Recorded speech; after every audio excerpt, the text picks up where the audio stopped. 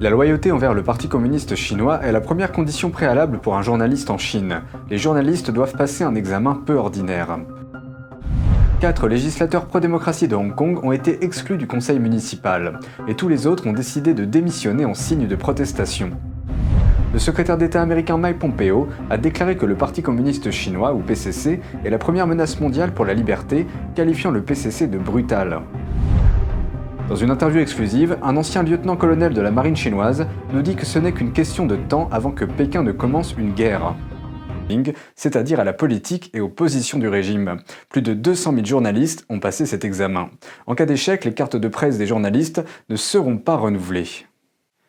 L'administration chinoise de la censure d'Internet et l'administration d'État de la radio, du cinéma et de la télévision ont organisé conjointement une journée de la presse le dimanche 8 novembre.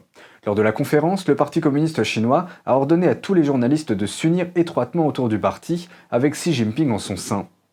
Depuis octobre dernier, le PCC exige officiellement des journalistes de tout le pays qu'ils passent un examen basé sur leur connaissance des soi-disant pensées de Xi Jinping. Cet examen évalue leur loyauté envers la politique du parti et le dirigeant du régime, Xi Jinping. Ceux qui échouent à l'examen ne peuvent pas faire renouveler leur carte de presse. Fin octobre, plus de 200 000 journalistes avaient déjà réussi l'examen. Ces faits ont été rapportés par l'administration d'État de la presse et des publications de Chine continentale.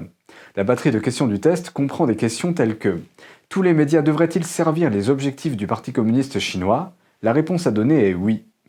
Une autre question « Quel est le principe le plus fondamental de la couverture de l'actualité ?» La réponse est « La direction du parti au sujet de l'actualité et de l'opinion publique ». Et une autre se lit comme suit. Quels sont les principes de base du reportage d'actualité? La réponse est unité, stabilité et propagande positive. Reporters sans frontières est une organisation à but non lucratif qui se consacre à la protection de la liberté de la presse dans le monde entier. Dans son rapport 2020 sur le classement mondial de la liberté de la presse, la Chine se classe au 4e rang des pays les plus mal classés dans la catégorie de la liberté de la presse mondiale. Et la Chine est le premier pays au monde en termes de nombre de journalistes emprisonnés. Les données révèlent une centaine de journalistes. Nous nous tournons maintenant vers l'armée chinoise. Dans une interview exclusive, un ancien lieutenant-colonel de la marine chinoise nous dit que ce n'est qu'une question de temps avant que Pékin ne commence une guerre. La Chine fait preuve d'une agressivité militaire croissante. Une guerre est-elle susceptible d'éclater? Nous interviewons Yao Cheng, un ancien lieutenant-colonel du centre de commandement de la marine chinoise, qui affirme que la guerre pourrait être inévitable. Selon lui, la goutte d'eau qui ferait déborder le vase pour le Parti communiste chinois pourrait être l'établissement de relations diplomatiques officielles entre les États-Unis et Taïwan. Mais il a dit que le Parti communiste chinois ne se rendra pas et qu'il n'essaiera pas de sauver le peuple chinois. 因为他不可能自行的退出历史舞台，他们知道他们手上这个血债累累，他退下来以后，老百姓要找他算账的，所以他枪杆子他不会放下。 他最后绑架着中国的14亿人一块死，就这么简单道理。他不会主动退下，战争不可避免，但是只是一个时间问题。 Il affirme que le PCC n'a pas peur de sacrifier chaque soldat pour se battre jusqu'au bout, et l'armée populaire de libération suivra inconditionnellement les ordres du PCC. Ceci parce que le PCC censure sévèrement les informations en Chine et que l'armée populaire de libération ne sera pas informée de la véritable raison de son combat. 当兵的知道了真相，就没人打仗。 Il a ajouté que les familles de soldats ne veulent pas que leur enfant aille à la guerre parce que c'est généralement leur seul enfant. En raison de la politique chinoise de l'enfant unique, il est fréquent qu'un seul enfant subvienne aux besoins de ses parents et de ses grands-parents. L'idée de perdre leur seule famille à cause de la guerre est inimaginable pour de nombreux parents. 一个炮弹能炸成一大片，没有几个人活着回来的，没有人几个当兵的去卖命。 Il a également déclaré que la seule façon de mettre fin au régime communiste et d'empêcher une guerre est de faire s'effondrer l'économie du Parti communiste chinois. Et à Hong Kong, les législateurs pro-démocratie sont confrontés à de nouvelles pressions de la part de Pékin. Le régime chinois a donné à l'exécutif de Hong Kong le pouvoir de disqualifier les législateurs de l'opposition sans avoir à passer par les tribunaux. Hong Kong a disqualifié 4 législateurs pro-démocratie mercredi 11. Cette décision fait suite à l'adoption par Pékin d'une résolution permettant au gouvernement local de disqualifier les législateurs s'ils soutiennent l'indépendance de Hong Kong ou s'ils sont soupçonnés de menacer la sécurité nationale. Les 4 législateurs ont confirmé la nouvelle. Today, my mission as a legislator to fight for democracy, freedom in the chamber cannot be continued.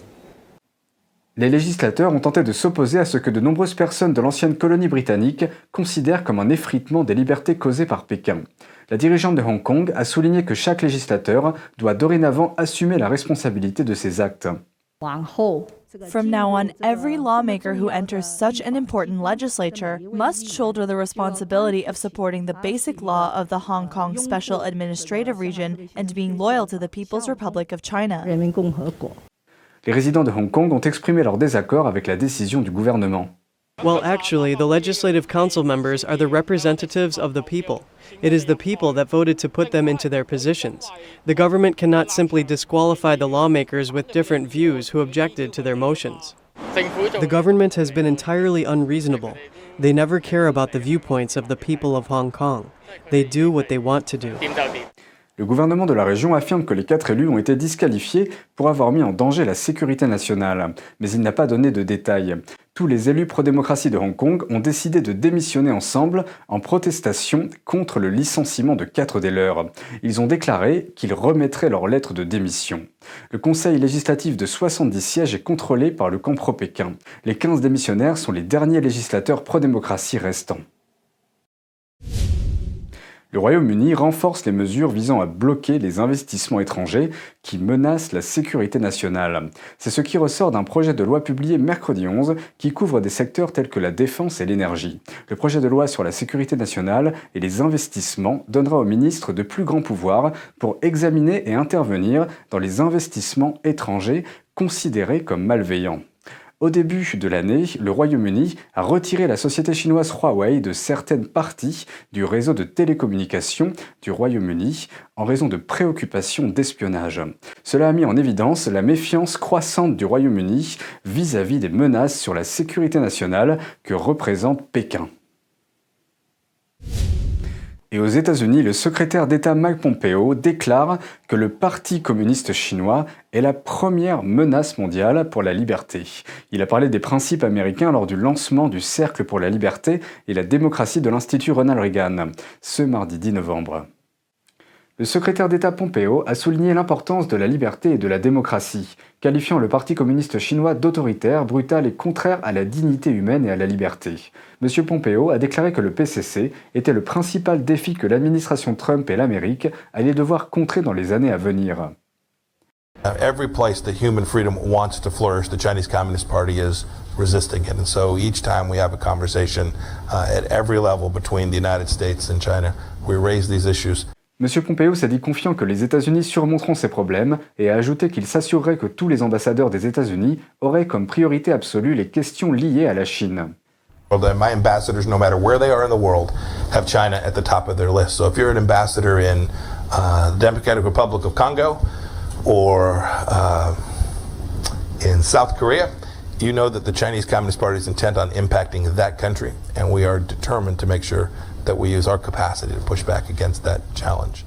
Pompeo a clairement indiqué que les États-Unis exigeaient de la Chine qu'elle rende des comptes, qu'elle fasse preuve de transparence et de réciprocité, et a ajouté que les atrocités commises par le parti au Xinjiang, au Tibet et ailleurs ne seront pas tolérées.